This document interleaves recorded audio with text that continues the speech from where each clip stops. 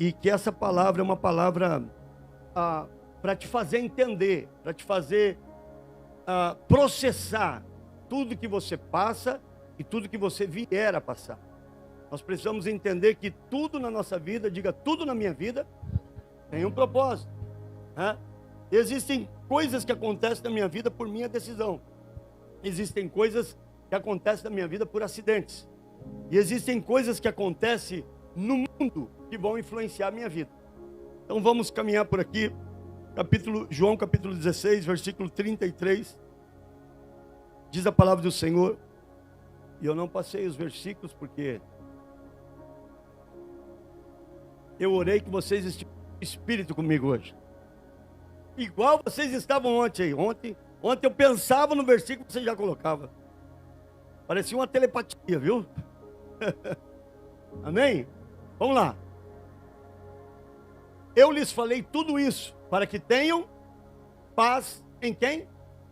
Aqui no mundo vocês terão, mas animem-se, porque eu venci o mundo. Jesus venceu o mundo. E Ele é o nosso exemplo. Agora, quando Ele veio para o mundo, Ele sabia que Ele iria passar por muitas dificuldades. Problemas, situações que levaram o nosso próprio Jesus a chorar. Situações que levaram o nosso próprio Jesus a sentir as dores desse mundo. Ele pôde sentir o que nós sentimos. Ele veio na terra e participou de tudo que nós vivemos. E mesmo Ele sendo Deus, mesmo Ele,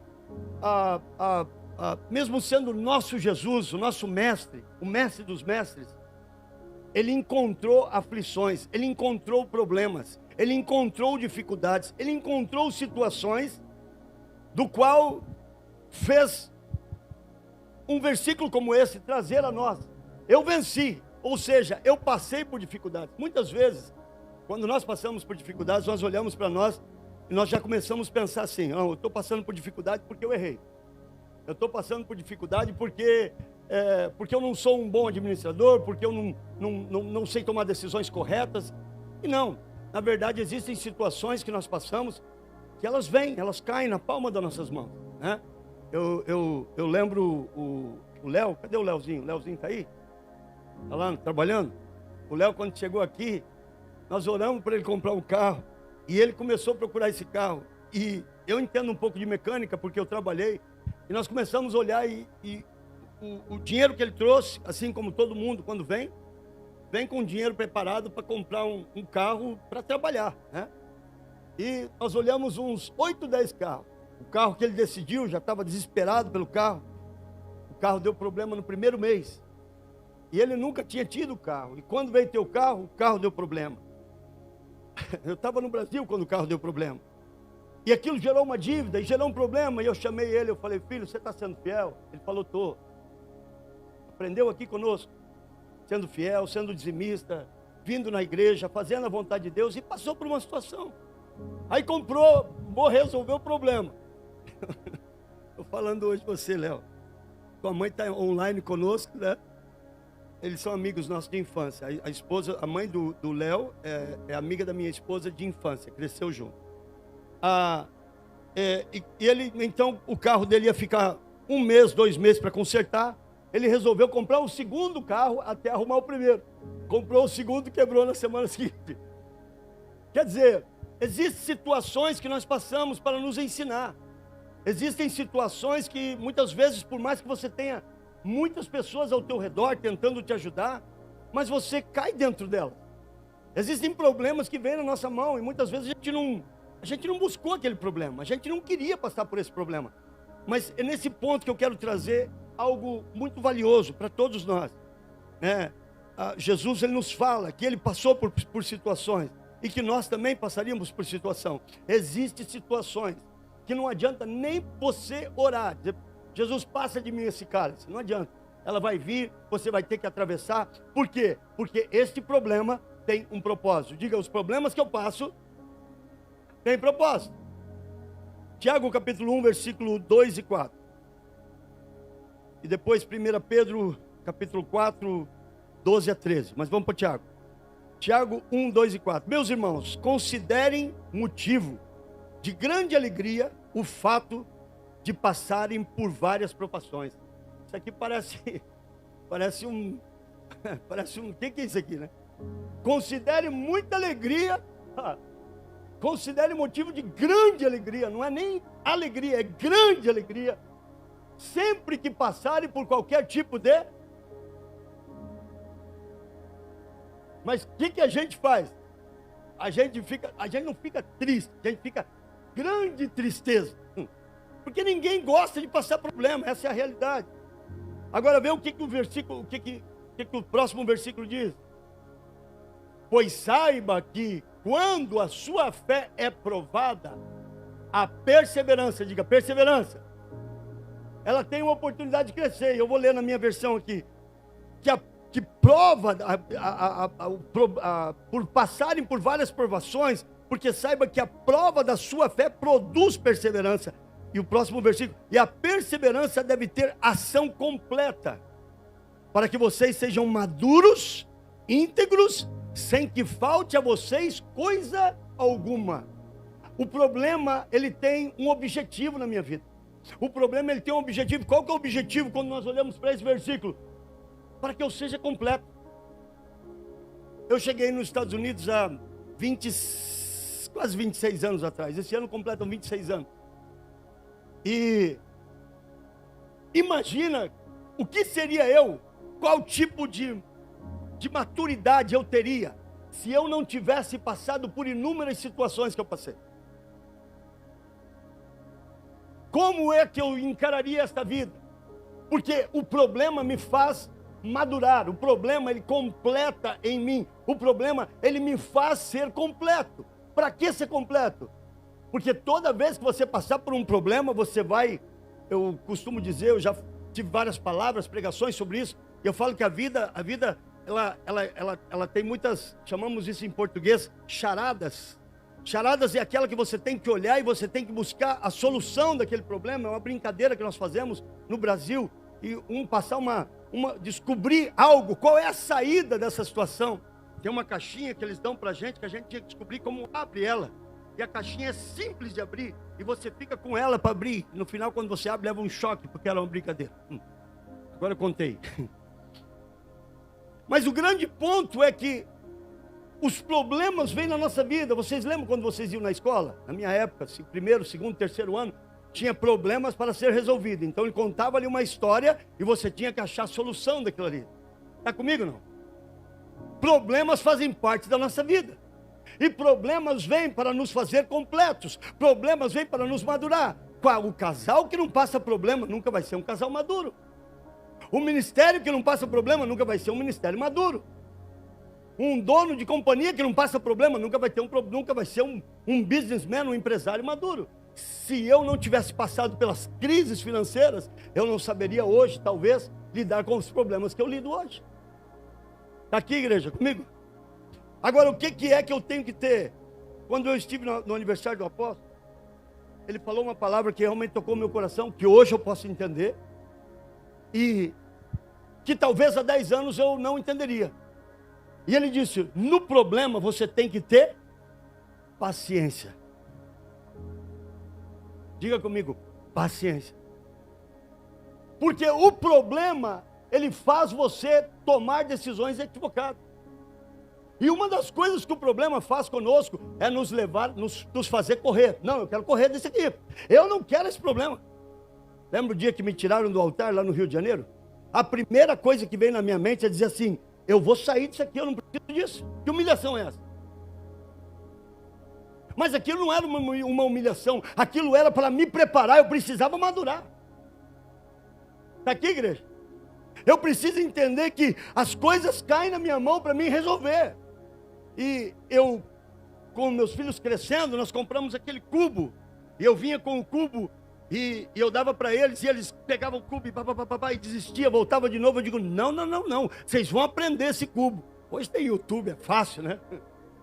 Antigamente é quebrar a cabeça. Só que na maioria das vezes, o que nós fazemos? Eu não quero esse problema, passa essa bola para lá, passa esse problema para lá. Eu não quero isso aqui. Existe uma brincadeira, que são pessoas correndo na mesa, e o problema vai passando de mão em mão. E quando para a música, a pessoa tem que ficar com aquele problema. E é um querendo passar para o outro. E às vezes, na nossa vida, nós estamos assim, vem um problema, não, pega aí. Não quero não. Vem, eu quero aí. Porque o problema quer te fazer correr. Tem alguém me entendendo aqui, não? Se o nosso Cristo passou por provas, existe passar por provas, existe correr das provas. Existe aceitar aquilo e existe correr delas. Muitos não permitem que problemas façam parte das suas vidas. Por quê? Porque eles não enfrentam, eles fogem. E existem acontecimentos que eles nos atingem de forma massiva, né? Existem acontecimentos no mundo que nos atingem de forma massiva, que mudam o mundo. Nós passamos por alguns deles. Um pouco mais velho, já passei por alguns que talvez alguns jovens não passaram. Mas que acontecem no mundo. Existem acontecimentos na minha vida pessoal que ela muda totalmente o meu jeito de ver, meu jeito de pensar, meu jeito de agir. Porque aquele problema gerou em mim uma maturidade. E quando nós fugimos do problema, nós nos tornamos imaturos, porque você paralisou naquela área. Tem alguém me entendendo aqui, não? Se eu fugir de um problema, eu vou continuar imaturo. Porque o problema, ele veio para me fazer crescer. Na verdade, eu tenho que passar o problema com alegria. Opa, se Deus está me dando esse problema, é porque tem alguma coisa maior aí. Eu estou sendo preparado para algo. Diga comigo, problemas são meus amigos. Só 1% falou.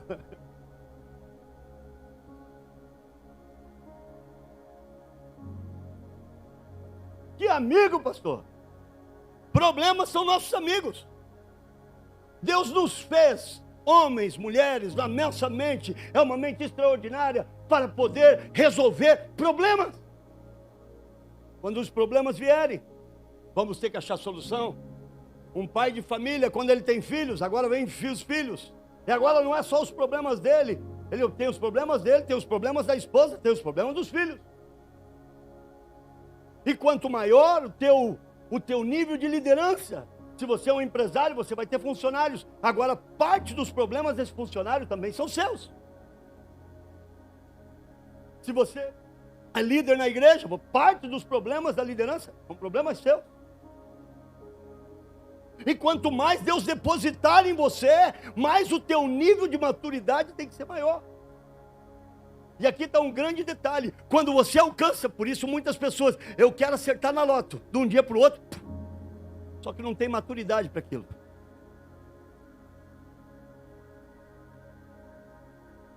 Ou então chega na igreja, pastor, eu quero liderança. Não, essa aí não, essa aí é para os irmãos.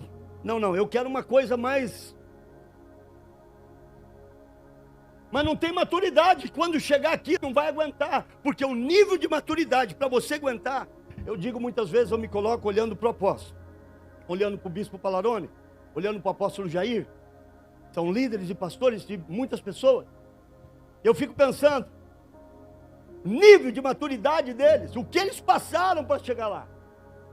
Eu preciso entender que aonde eu estou, se eu quero, quantos querem crescer? Quantos querem prosperar? Então o problema é parte da minha vida.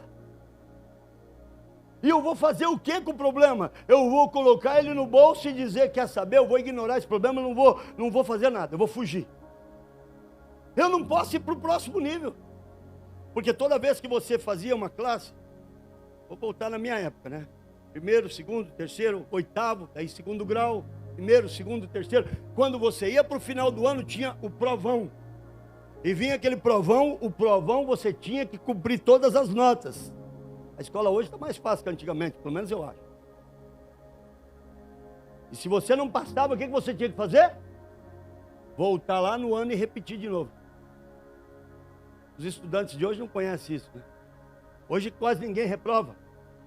Mas na vida, quando você não passa por uma coisa, você vai voltar lá atrás. Eu nunca esqueço uma frase que a minha mãe me disse uma vez. E ela disse assim, filho, quando você passar por uma prova, tem uma média. E se você não alcançar aquela média, você vai ter que voltar no problema de volta. Quem não passa problema são pessoas imaturas, Quem não quer problemas se tornam pessoas imaturas. Alguns não levam a sério as coisas que acontecem na nossa vida. Problemas massivos, vamos dar exemplo, por exemplo, quando o Covid entrou no mundo, que pavor, que medo, que terror. Aquilo mexeu no mundo inteiro, sim ou não? O mundo antes de 2020, o mundo depois de 2020. Aquilo, nós fomos atingidos, querendo ou não. Só por estar no círculo nós fomos atingidos.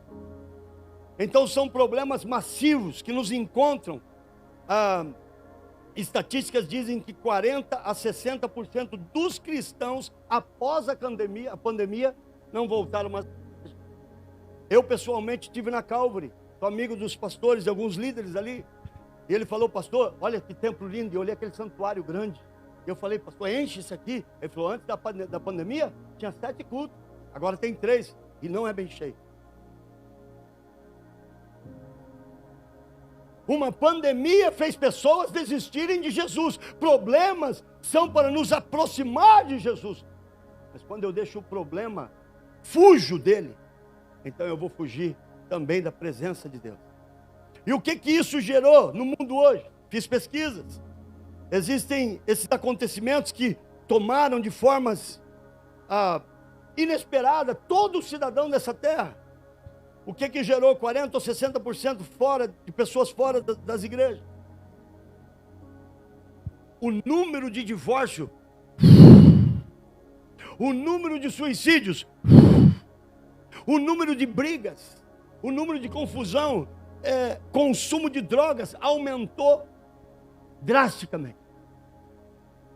Mortes súbitas, mortes estranhas. Existem acontecimentos que mudaram toda a humanidade. Nós temos exemplos do que passou anteriormente. Nós temos exemplo, por exemplo, a caída do homem, a caída de Adão, afetou eu e você. Sim ou não? Tem gente até hoje que brinca: quando eu chegar lá, minha primeira conversa vai ser com Adão. O outro fala assim: não, eu vou com a Eva. Pô, eu tive que trabalhar pra caramba, foi ele que errou. Sim ou não? Tem alguém me entendendo aqui? Então, às vezes nós já viemos para esse mundo e tem uma carga de situações que foram preparadas, diga comigo, para me testar. Os tempos da Arca de Noé, Torre de Babel, mudaram o mundo para sempre. Outro acontecimento que mudou a história, porque quando acontece algo dentro dos Estados Unidos, neste país, há um comando para o mundo. Eu lembro quando eu cheguei aqui, cheguei em 2000, casei em 99, chegamos em 2000. E quando nós chegamos aqui, pouquinho tempo, acho que não tinha nem um ano que nós estávamos aqui, o atentado contra o contra as torres lá, gêmeas. Eu escutei aquilo no noticiário, no rádio do caminhão, eu estava no caminhão, e eu nem entendi direito. E eu vi todo mundo em pânico. Eu disse: o que aconteceu? Caiu um prédio em Nova York. Eu não tinha ideia do que era. Só que aquilo me afetou. Porque tinha uma lei que favorecia. E eu iria entrar nela. E aquilo me afetou e me levou a ficar 13 anos indocumentado. Um problema que me afetou. Agora eu precisava desses 13 anos para que Deus madurasse a minha vida. Tem alguém me entendendo aqui? Diga comigo: problemas são partes da minha vida. Qual é o objetivo principal desse problema? Em cada um deles há uma linha sendo colocada. Todo problema que você for passar tem uma linha. E todo passo que você for para a próxima linha, você está se tornando um remanescente. O que são remanescentes e o que produz remanescente? O que produz remanescentes são dores. O que produz remanescentes como é que fala? Resistência. Eu sempre costumo dizer que quando entra num ringue para uma luta, certa vez eu tive um momento com um rapaz, a gente foi num condomínio, ele estava na piscina, alguém falou para mim: esse rapaz é campeão, não sei do que, eu não entendo muito dessas lutas. Ele tem um cinturão. Aí me apresentaram: esse aqui é o pastor tal. Aí ele se aproximou, eu vi que ele queria ter uma conversa, ele falou: pastor, eu vou pedir uma coisa meio doida para o senhor, talvez, mas o senhor ora por mim, que amanhã eu tenho uma luta e eu não estou sentindo bem. E ele falou assim: que conselho o senhor me dá? Eu falei: filho, qualquer luta que você entrar com medo, você já perdeu. Porque o que ganha no ringue não é ser o mais forte, mas é ser o mais resistente. Eu preciso ter resistência para levar, cair e levantar de novo. Quando eu estava esquiando, Deus falou comigo e eu fiz um vídeo. Talvez alguns de vocês viram lá no meu canal. Eu estava esquiando e o Senhor falou comigo. Crente é como esquiar. Eu falei, o quê? Então me explica. Ele disse, porque a primeira coisa que um crente tem que aprender é a primeira coisa na aula de esqui. A primeira coisa que você aprende na aula de esqui é como levantar, porque tu sabe que tu vai cair. E como cristão, nós sabemos que nós vamos errar. Tem muita gente que não quer se converter ao Senhor, porque diz, não pastor, porque eu não consigo ser santo. Ninguém consegue ser santo com Cristo. Nós somos santificados. Há uma guerra dentro de mim, há uma guerra dentro de você, e nós pagamos um preço diário. Então nós temos que aprender a levantar. Aprender a levantar diante das situações, diante dos problemas. Abrimos uma companhia. Primeiro problema, falência. Casamos, primeiro problema, sabe qual é o índice? Que cresceu absurdamente nos primeiros 10 anos de casamento. O índice de divórcio fez assim, ó. Porque nós temos muitos jovens hoje, adolescentes, que não foram treinados para resolver problema. Por quê? Caso do Google, que é o pai dos burros. Que é isso? Espera aí. Agora não precisa nem digitar, né? O que é isso? Pai, não é o que tu falou não. Google aqui que está certo. Tem alguém aqui? Não. E é isso que o anticristo quer, que você não pense mais. Quantos pastores estão dirigindo e pregando, pastoreando através de internet? Copy and paste. Não existe matéria revelada mais. Quando você está passando um problema, não adianta você ir para a internet e dizer, como que passa por esse problema? O que vai resolver no nosso meio é isso aqui, ó. É joelho. O que vai resolver no nosso meio é isso aqui, ó. Como é que está minha irmã? Vamos aqui, vamos orar comigo. Porque é um orando pelo outro. Peraí. Google, ora comigo.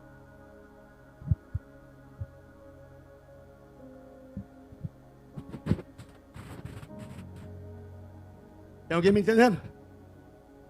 O que produz um remanescente? Resistência. Você não pode dizer que é um remanescente se você nunca passou por uma situação.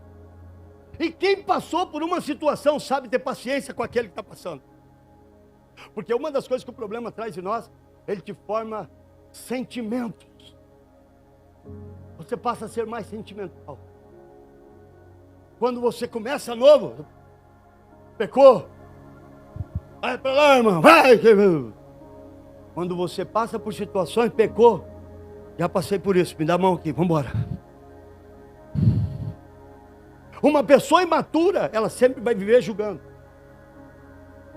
Mas nós aprendemos com Cristo que mesmo na cruz, mesmo no auge do maior problema que talvez ele tenha enfrentado, que não cabia para ele, era para mim e para você, ele olha e fala, Pai, perdoa eles, porque eles nem sabem o que eles estão fazendo. Tem alguém me entendendo? Outra coisa que nós precisamos para ser remanescentes, Juízes capítulo 7, versículo 7.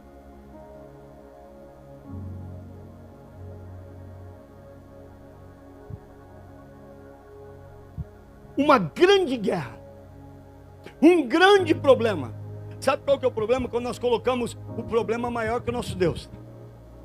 Porque quando eu coloco o problema maior que o nosso Deus, eu diminuo meu Deus e eu aumento o meu problema. E é aquela história do aviãozinho. A mocinha perguntou para o pai, pai, como é que é o tamanho de Deus? Ele mostrou o avião e a moça falou, daquele tamanhinho só? Então ele levou ela no aeroporto. E quando ela viu o avião, ele é grande.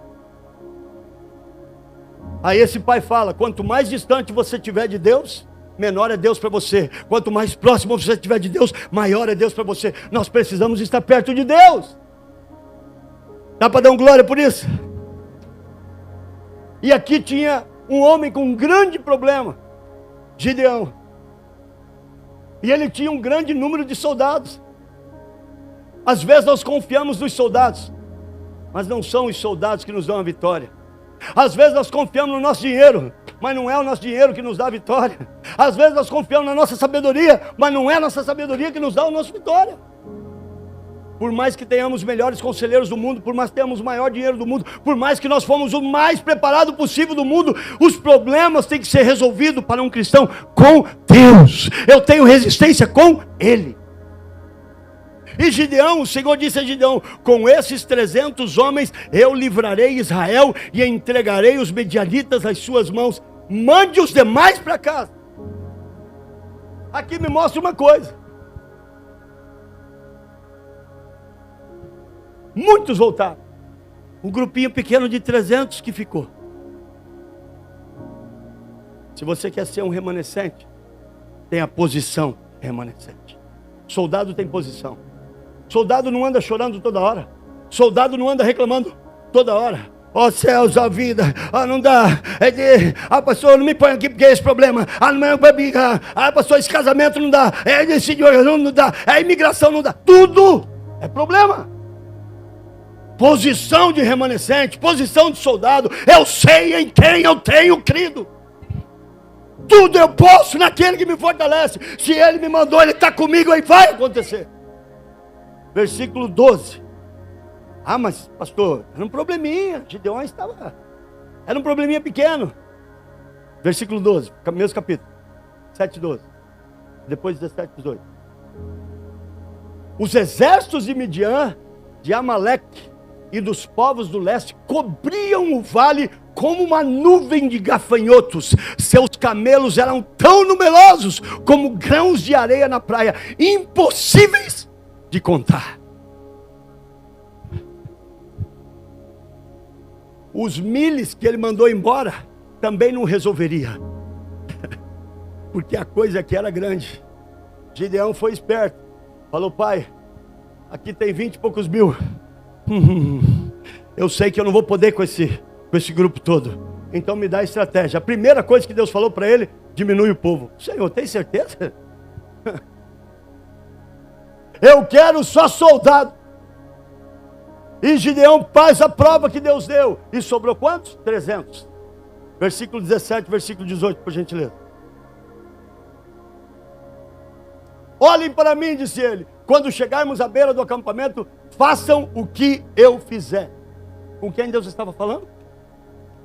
Quem é que Deus deu estratégia para vencer a guerra? Olhem para mim, disse ele. Quando chegarmos à beira do acampamento, eu fico pensando nos loucos que estavam com Gideão. O louco que estava com ele disse assim: e aí? Sabe o que acontece? É porque os outros estavam com medo. E com medo você não pode vencer uma guerra. E uma das coisas que Gideão traz é: olha para mim, o que eu fizer vocês fazem. Versículo seguinte.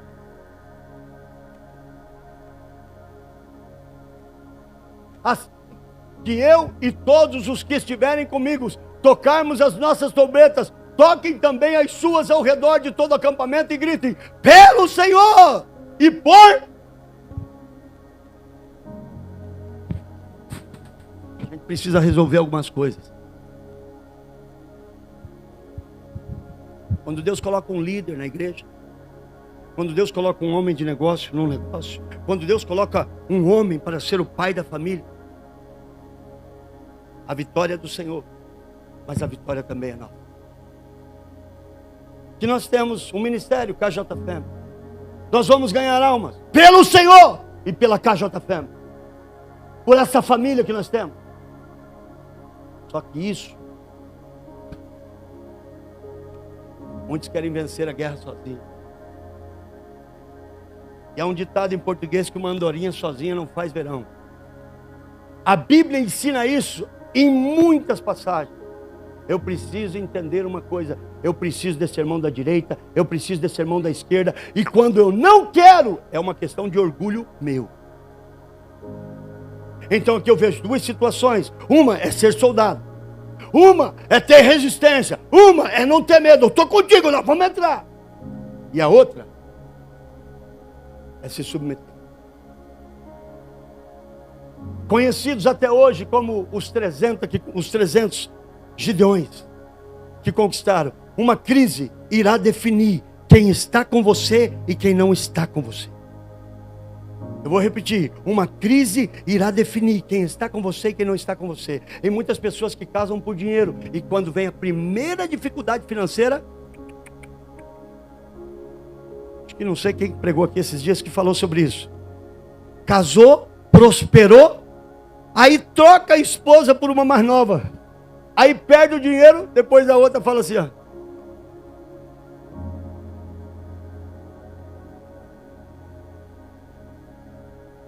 Uma crise irá definir quem está com você e quem não está com você. É na crise, casal, que vocês vão ter que vencer. Quantos divórcios nós temos? Quantos pastores se suicidaram? Quantas igrejas fecharam? Aqui nos Estados Unidos, vários templos de igrejas foram vendidas para cervejarias.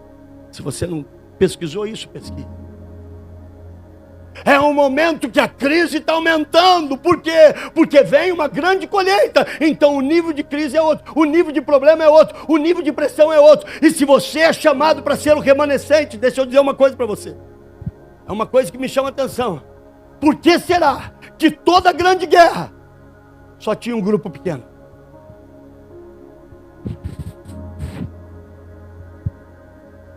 Valente de Davi.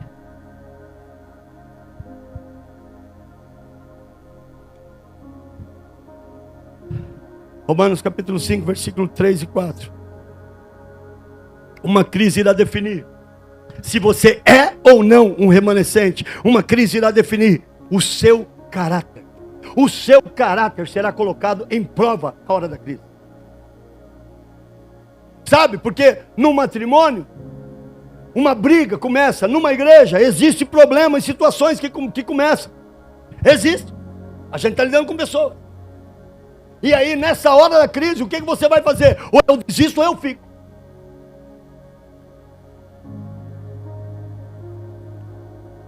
$420 mil é o número de casais divorciados esse ano.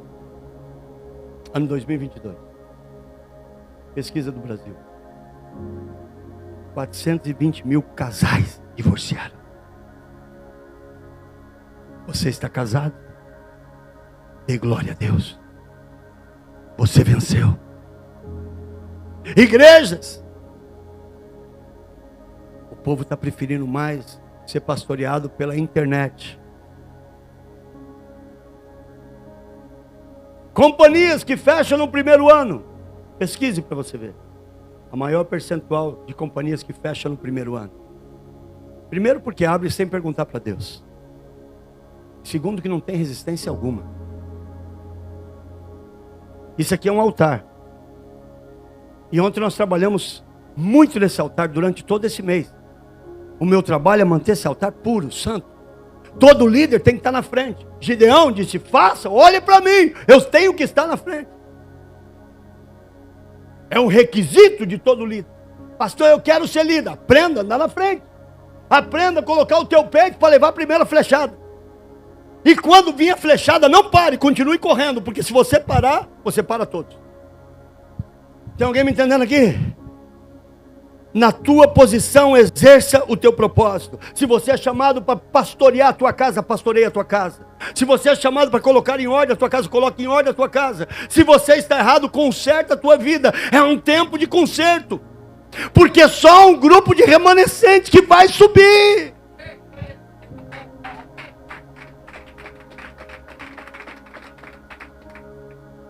Cinco, 3 e 4. Também nos alegramos ao enfrentar dificuldades e provações, pois sabemos que contribuem para o desenvolvimento do quê? Da perseverança. Não tenho paciência com nada, pastor. Meu pavio é curto aqui, ó. Acabou.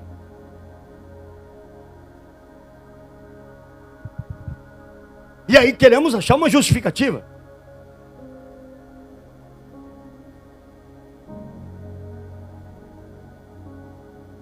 Hoje me deixou uma mensagem de aniversário. Deus te abençoe. E ele falou, eu fui muito machucado das igrejas, mas eu fui abraçado aqui, eu fui amado. Mas ele entendeu que quando ele foi corrigido é por amor a ele. Mas existem correções que empurram. Existem situações que quando você passa o primeiro problema, você está fora. E se somos igrejas do Senhor, nós temos que entender que temos que passar por situações e seguir amando. Porque senão você passa a ser impuro diante de Deus. Uma coisa é eu falar de boca, outra coisa é Deus que está olhando no meu coração. Próximo versículo. A perseverança produz? Então, se eu não persevero, meu caráter não é moldado. Aonde o meu caráter é moldado no casamento? Nos anos de vida, meu irmão. O senhor não sabe a fera. Eu estava aconselhando um rapaz. E ele falou: o senhor não sabe a fera que está comigo. Eu digo: toma ela, rapaz. Aí eu disse para ele: só que o primeiro que você vai ter que domar é o que está dentro de você. Porque se você não doma o que está dentro de você, como é que você vai domar alguma coisa mais? Próximo versículo.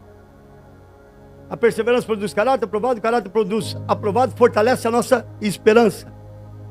E essa esperança não nos decepcionará, pois sabemos que quanto Deus nos ama, uma vez que Ele nos deu o Espírito Santo para nos encher o coração com o seu amor. Então, para que eu seja cheio do amor de Deus, eu vou ter que aprender, passar problema, perseverar, caráter de Cristo, para o amor de Cristo ser derramado na minha vida.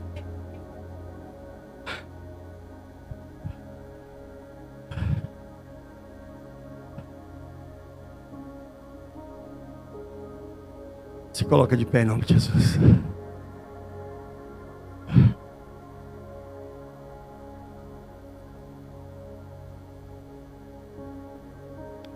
Existem duas formas de passar problema. Você pode passar por problemas muito difíceis, mas não pare. Eu vou dizer para você que você até vai tomar decisões erradas, mas não pare.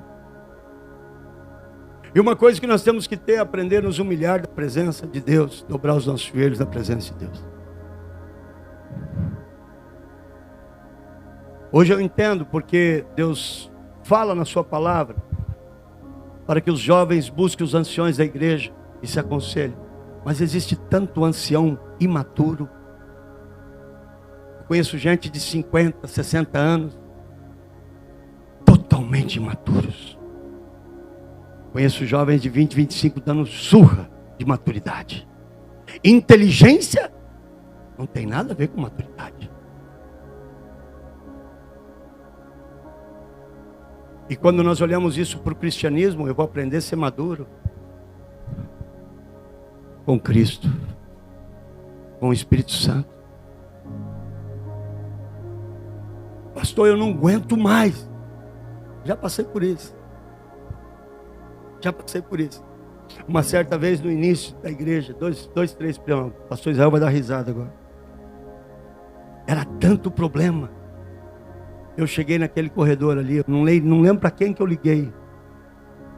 E eu saí correndo, eu fui lá naquele estacionamento lá atrás. Chorei que nem uma criança. Que maturidade. Eu não tinha idade para entender. Não tinha ninguém para recorrer. Eu sei o que é passar por problemas. Só que deixa eu dizer uma coisa para você. Chore, mas não corra. Porque eu queria correr. Em alguns momentos eu até fui, mas voltei. Porque prevalece a vontade de Deus.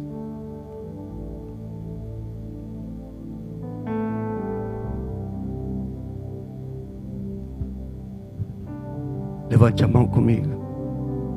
Quando Jesus voltar, não são todos que vão subir.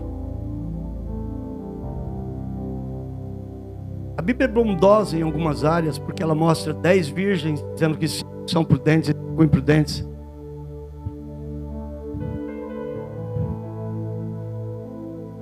E talvez um evangelho errado é passado. Todos nós somos filhos de Deus. Deus não vai nos deixar, não. Deus nunca irá nos deixar. É nós que deixamos Ele. Sem santidade, ninguém verá Deus.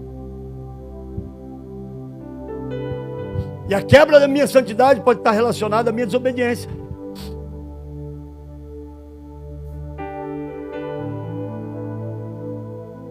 Todas as vezes que você estiver equivocado, volte atrás e resolva o seu problema. E se você está certo do que você está fazendo, se Deus está nisso, vai com força e faz! Para de ser covarde, faça!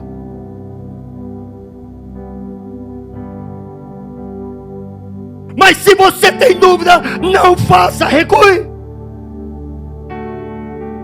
Se você está vivendo uma vida desonesta na presença de Deus, corrija a tua vida. Se você está vivendo uma vida desonesta no teu casamento, corrija. Se você tem sido desonesto nas madrugadas, corrija. Correndo. Diga: Pai, eu estou muito fácil, me manda os problemas para me corrigir.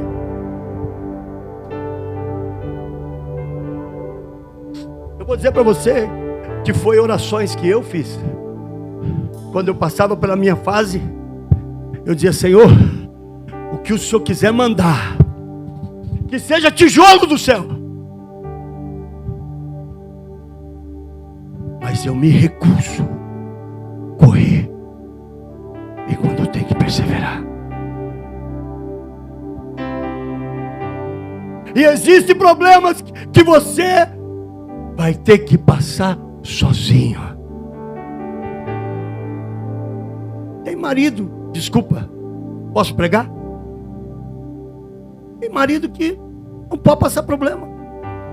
Cara, a mulher dele é um saco de resolver problema. Cara, Deus chamou você para resolver. É para você resolver. Aí Deus te chamou você para resolver, meu irmão. Vai para o joelho, pastor, não sei, vai para o joelho. E você tem um pastor, chega aqui, nós vamos te ajudar, vamos te aconselhar. Mas eu quero dizer para você, se nós estamos nessa, pastor, prega uma igreja, prega umas mensagens para crescer a igreja. Eu vou pregar mensagem para você ir para o céu, para você mudar de vida. Eu vou pregar mensagem para você crescer.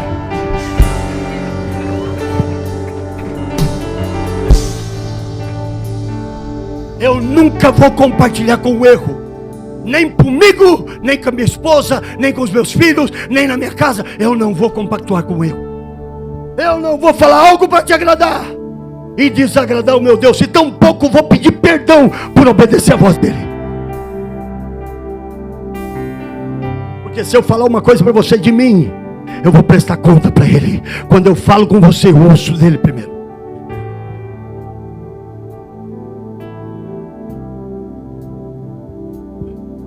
Querem ir para o céu? Quando eu estou na fartura, pastor, a conta está boa, o carrão está bom, a casa é um paraíso, os filhos estão bem, fartura, na igreja está bem, todo mundo te reconhecendo, tudo está bom. Esse é o momento de estocar. Diga comigo: estocar. Pastor, não vou no retiro porque está tudo muito bom. Se você está bem, estoca. Se você está bem, estoca mais, guarda mais. Lembra dos anos de fartura e vai guardando, porque no meio do ano pode vir um problema que o retiro pode ter feito falta para você, porque foram pregadas e ensinadas palavras que talvez era algo que você precisava no meio do ano. Tem alguém me entendendo aqui? Feche os teus olhos e diga: Pai, obrigado pelos problemas. Obrigado pela minha família. Com a família veio o problema também. Mas eu vou resolver tudo segundo a tua vontade, segundo o teu querer. Eu vou dirigir essa casa segundo a tua vontade. Porque, Pai, eu sou teu.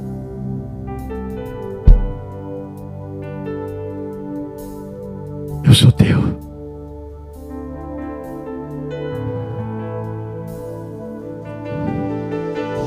Com os teus olhos fechados.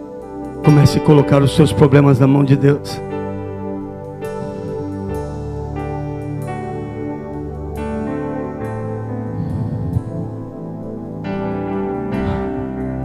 Eu passei um grande problema, o Espírito Santo toca no meu coração para contar isso para vocês. Eu passei um grande problema quando tinha a idade de 20 anos de idade, 21, 22, 21 anos, sei lá. Não, desculpa, 17 anos. Eu tinha um dinheiro guardado que eu juntava desde os 13 anos de idade. Uma pessoa fez uma propaganda, daquelas propaganda que pega burro. E naquela época eu não tinha conhecimento necessário, não tinha conhecimento para poder compreender que aquilo era uma pegadinha. E eu entrei e coloquei todo o meu dinheiro.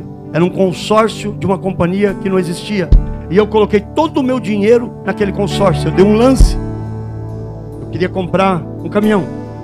E eu dei todo o meu dinheiro. O camarada foi na igreja buscar o dinheiro. Era domingo pela manhã. Ele ligou. Eu, muito inocente, tinha 17 anos. E ele me ligou e ele falou assim: hoje é o dia que se o lance não entra hoje, você perde. Eu falei: cara, eu estou na igreja. Ele veio na igreja, eu desci lá embaixo, dei o dinheiro para ele, fui embora. Depois eu descobri que não existia consórcio, não existia caminhão e não existia companhia. O escritório deles era um escritório falso. Ele vinha com uma gravata, com um carro novo, bonito. Eu era um menino novo, não tinha ideia. No meu coração entrou uma ira e eu disse: eu vou matar esse cara. E eu falei para minha mãe: mãe, e isso eu fiz uma faca grande assim. Eu já passei por situações. Parece que o pastor sempre foi assim, não. Fiz uma faca grande e eu andava com aquela faca. Digo: mãe, eu vou achar esse camarada. Ele vai me pagar. Eu dormia com ele pensando. Eu acordava com ele, eu trabalhava com ele. Era o tempo todo com uma ira. Eu andava assim, ó: vou achar ele, vou achar ele, vou achar ele. Minha mãe começou a orar a Deus. Deus deu para ela uma estratégia. Aí ela me chamou para uma conversa com muita sabedoria. Chamou para uma conversa, ela, meu pai. E aí, encontrou o cara. Eu falei: um dia eu vi ele, saí correndo, mas ele correu mais do que eu, não consegui pegar e sumiu. Mas eu vou continuar procurando, ainda que leve a vida toda, ainda que eu tenha 100 anos, eu vou achar ele. Era o que eu falava. Veja quanta imaturidade. E ela falou: filho, senta aqui. Eu digo: mãe, não vem com essas conversas de Jesus para mim, que não vai funcionar. Isso aqui eu vou resolver. Não, senta aí, vamos conversar. Ela e o pai conversando comigo, falaram para mim assim: eu sei aonde ele está. Não, eu sei quem sabe aonde ele está. Eu falei: a mãe não falou para mim? A mãe sabe quem sabe aonde ele está e não falou para mim? Me fala para mim, quem é que sabe? Ela falou: Deus. Eu falei: mãe, e Deus, se Deus sabe onde é que ele está, manda ele falar para mim. Ela falou: não, ele sabe.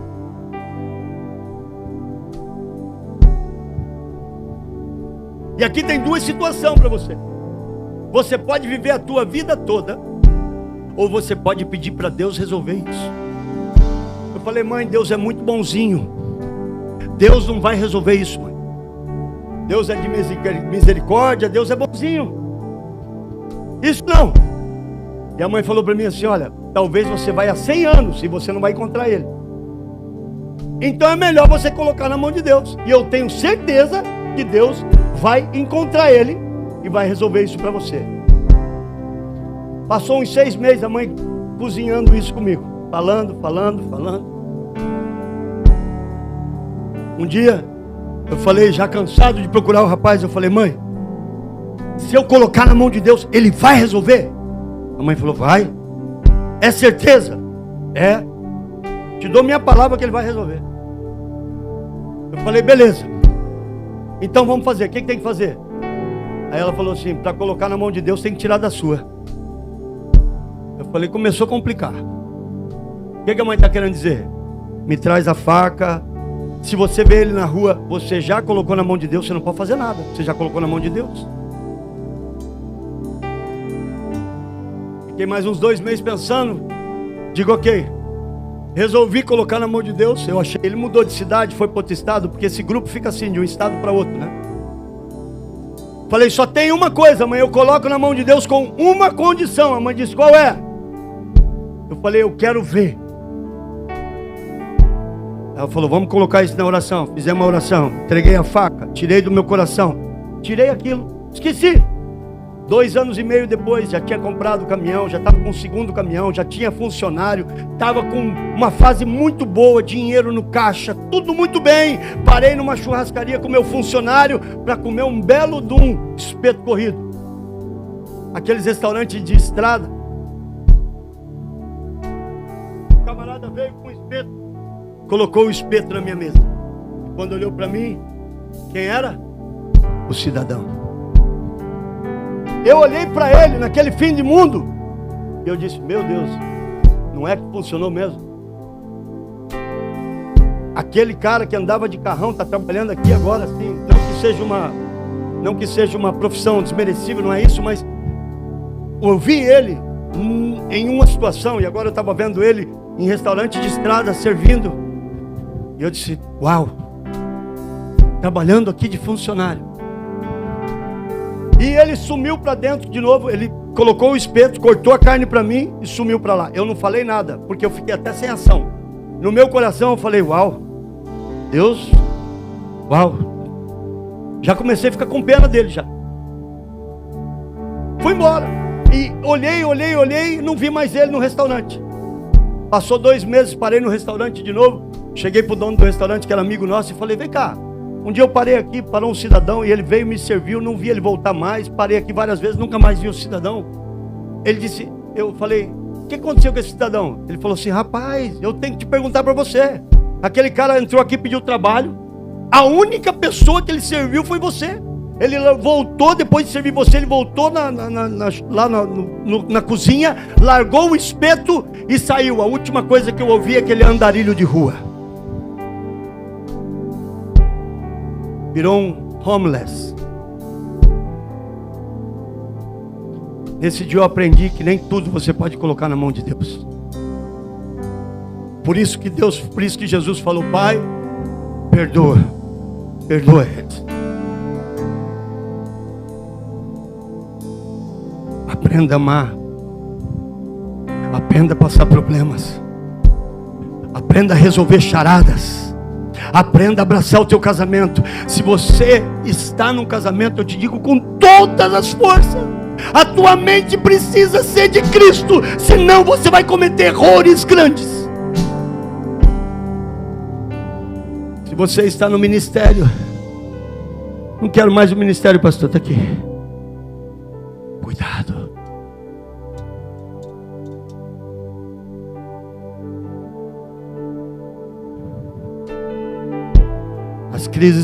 As crises que passamos revelam quem somos, mas também a crise revela que Deus está trabalhando em você. Dias atrás me trouxeram na reunião uma pessoa que estava passando por situação. Eu falei: o quê? Se nós não soubermos passar problema com essa pessoa, então nós não sabemos amar. Não perca paciência tão fácil com as pessoas. Hebreus capítulo 12, versículo 11. Não perca a tua paciência muito fácil com as pessoas. Não perca a tua paciência com liderados. Aprenda a amar liderados. Ah, pastor, mas me dá muito problema. Eu coloquei como líder de casa de paz, coloquei como evangelista. Meu irmão, não tem a maturidade que você tem. Como é que você quer que seja quem você é? Não cobre que as pessoas sejam quem você é, porque não passou o que você passou. Tem alguém me entendendo aqui? Na verdade, nenhuma disciplina é agradável no momento em que é aplicada. Por que ninguém quis falar assim: o problema são meus amigos? Porque dói.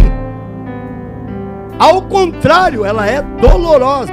Mais tarde, porém, produz uma de vida justa e de paz os que são assim corrigidos. Fecha os teus olhos. Diga: Pai, corrija o meu coração, alinha minha vida, alinha minha casa. Eu me alinho contigo. Eu quero a tua vontade em todas as áreas da minha vida. Ore, em todas as áreas da minha vida. Eu quero a tua vontade, a tua perfeita vontade. Me faça um homem, uma mulher cheio da tua sabedoria. Em todas as minhas decisões, não me deixe correr no meio dos meus problemas, mas me leve a enfrentá-los com o caráter de Cristo. Molda em mim o teu caráter. Em nome de Jesus, Pai, eu te peço perdão pelos meus pecados. Vou te dar um minuto enquanto o louvor canta. Ore a Deus. Comece a pedir perdão. Se você quiser dobrar o teu joelho aonde você está, dobre. Mas peça perdão pelos teus erros, por vezes que você correu, por vezes que você reclamou, por vezes que você talvez votos secretos que você tem na tua mente. Pastor, eu estava pronto para desistir, mas essa palavra mexeu comigo. Então se arrependa com o Senhor. Se comprometa com o teu irmão do teu lado, da esquerda, da direita. É tudo pelo reino, é tudo para Ele, tudo por Ele. É para Ele em todo tempo, em todo tempo.